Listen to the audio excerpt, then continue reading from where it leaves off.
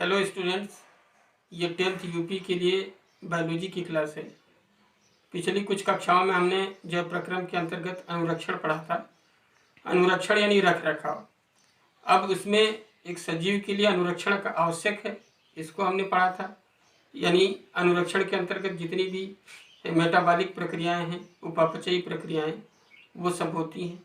जब हमने स्टार्ट किया था तो उसमें ये बताया गया था कि एक सजीव जो गति करता है वो सजीव है।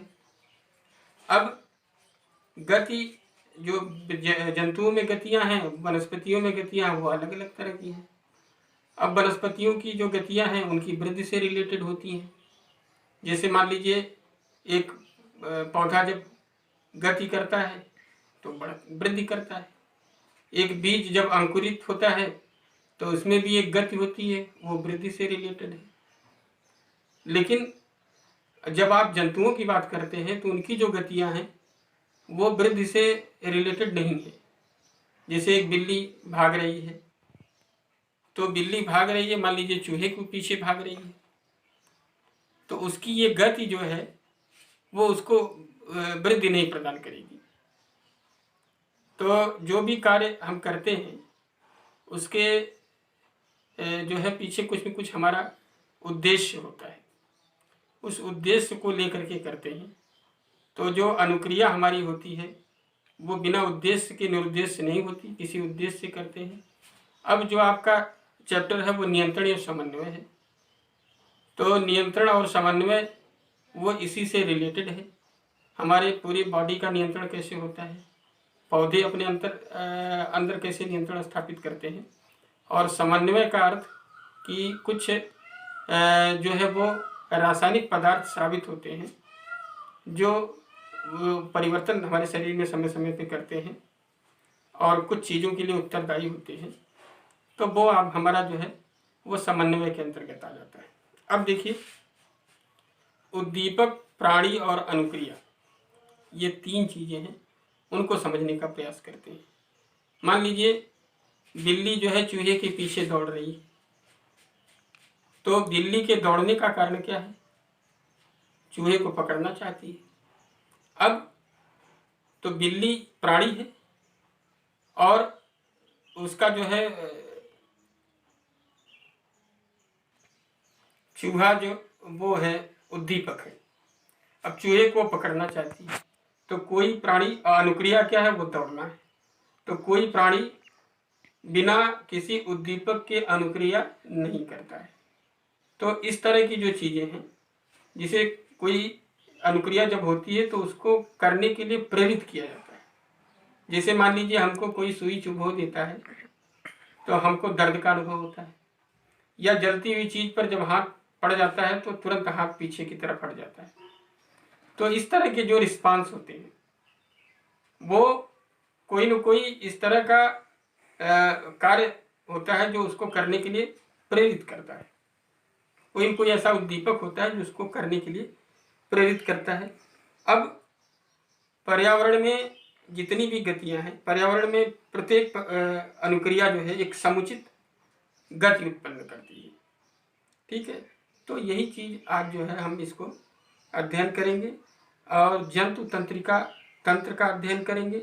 आप जानते हैं कि जंतु तंत्रिका तंत्र संदेश वहन की संरचनात्मक एवं क्रियात्मक इकाई है। हमारे शरीर में 5 ज्ञानेंद्रियां हैं, आपको पता होना चाहिए। त्वचा, आँख, नाक, कान, जीवा, ये क्या करती हैं? सूचनाओं को ग्रहण करती हैं और उनको मस्तिष्क तक पहुंचाती हैं। अब इसमें ये तंत्रिका कोशिकाएं होती हैं जो संदेशों को पहुंचाती हैं, उसकी व्याख्या करने का काम मस्तिष्क करता है। तो आज का जो चैप्टर है वो इसी से रिलेटेड है। अब हम इसको अगले कुछ दिनों तक इसको पढ़ेंगे और समझने का प्रयास करेंगे कि हमारे शरीर पर नियंत्रण कैसे स्थापित होता है और जो क्रियाएं हमारे शरीर में हो रही हैं उसमें समन्वय कैसे स्थापित होता है। तो सबसे पहले हम जो है जंतु तंत्रिका तंत्र के बारे में समझने का प्रयास करते हैं। आइए एक चित्र के माध्यम से इसको समझते हैं। देखिए, ये तंत्रिका कोशिका है ये केंद्रक है, द्रुमिका है, तंत्रिकाक्ष है, तंत्रिका का अंतिम सिरा है ये, और ये कोशिका काय है। इसको समझने का प्रयास करते हैं। तो तंत्रिका कोशिका में द्रुमाकृतिक सिरे द्वारा उपार्जित की जाती है और एक रासायनिक क्रिया द्वारा एक विद्युत आवेग पैदा करती है। यह आवेग द्रुमिका से कोशिका काय तक जाता है और तब तंत्रिकाक्ष यानी एक्सान जिसको बोलते हैं, तब तंत्रिकाक्ष में होता हुआ इसके अंतिम सिरे तक पहुंच जाता है। ये अंतिम सिरा है। एक्सान के अंत में विद्युत आवेग कुछ रसायनों का विमोचन करता है। ये रसायन रिक्त स्थानों या सिनेप्स को पार करते हैं और अगली तंत्रिका कोशिका की द्रुमिका में इसी तरह का विद्युत आवेग प्रारंभ करते हैं। यह शरीर में तंत्रिका आवेग की मात्रा की सामान्य योजना है। इसी तरह का अंतर्ग्रंथन या सिनेप्स अंततः ऐसे आवेगों की तंत्रिका कोशिका से अन्य कोशिकाओं जैसे कि पेशी कोशिकाओं या ग्रंथ तक ले जाया जाता है। अब देखिए तंत्रिका कोशिका क्या है। ये तंत्रिका कोशिका संदेश वहन की संरचनात्मक और क्रियात्मक इकाई है और स्ट्रक्चरल एंड फंक्शनल। संवेदी तंत्रिका कोशिका ये संवेदी अंगों से उद्दीपनों को लेकर मस्तिष्क तक पहुंचाती है। और एक्सान यानी तंत्रिकाक्ष कोशिका का बहुत अधिक लंबा व अशाखी प्रबंध है। तो अब इनको जो है और डिटेल में समझने का प्रयास करते हैं। देखिए जैसे 3 चीज़ होती है, SOR। यस माने स्टिमुलस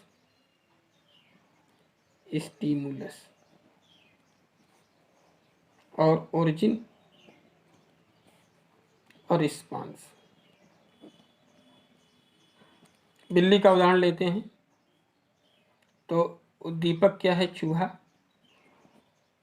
और ओरिजिन क्या है, बिल्ली उसके पीछे भाग रही है, और रिस्पांस क्या है, उसका भागना।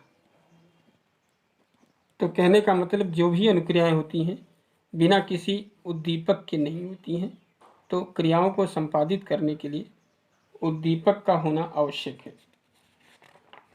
अब तो अभी आपने तंत्रिका कोशिका को समझने का प्रयास किया। तो अब आगे जो आपको पढ़ना है वो अनैच्छिक क्रिया पढ़ना है।